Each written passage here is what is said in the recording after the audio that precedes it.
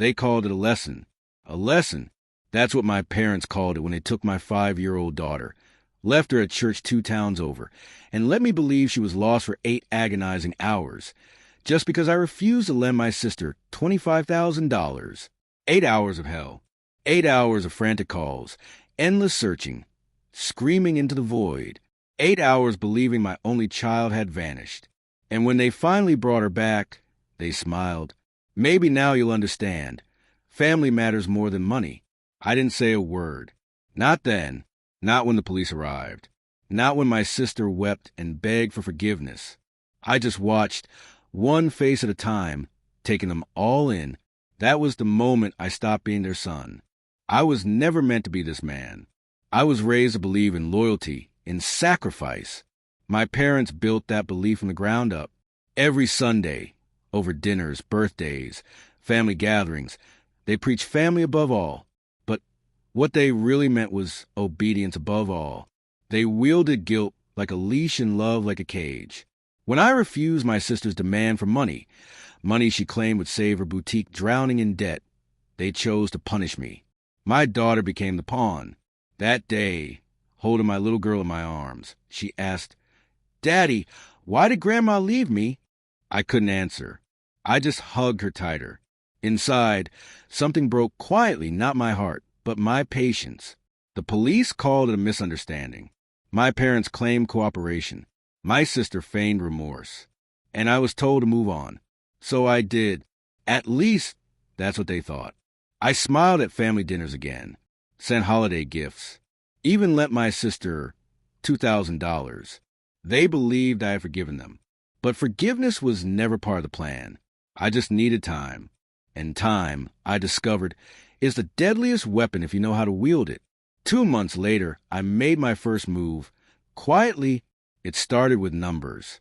My father's company books, which he'd once asked me to digitize.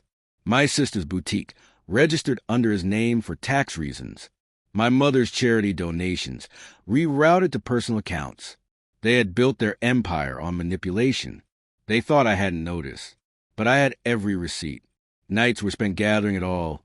Screenshots, statements, recordings, every hidden transfer, every favor disguised as generosity. Then I waited for the perfect stage. The custody hearing for my daughter. My wife filed for divorce after the church incident. She said she couldn't live with my silence. She didn't understand. It wasn't weakness. It was strategy.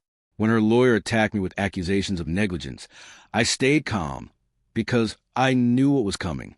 The court ordered a background check on everyone who had temporary custody of my daughter during that day, including my parents. That's when it all began to unravel. 2 weeks later, the court demanded financial disclosures. My parents' accounts were flagged for irregularities. Church donations traced back to shell accounts. My father's company tied to my sister's bankrupt boutique via falsified loans. One by one, my attorney revealed every document, calmly, fact by fact. The judge's tone hardened. My mother's face drained of color. My father looked at me as if he were seeing me for the first time. They weren't just losing credibility. They were losing everything they had built. The company, the reputation, their control. Then came the final blow. The court investigator disclosed that my sister's loan request, the $25,000 I refused, was connected to money laundering for a fraudulent supplier. My refusal had saved me. Their manipulation had destroyed them. That was the truth that silenced them forever.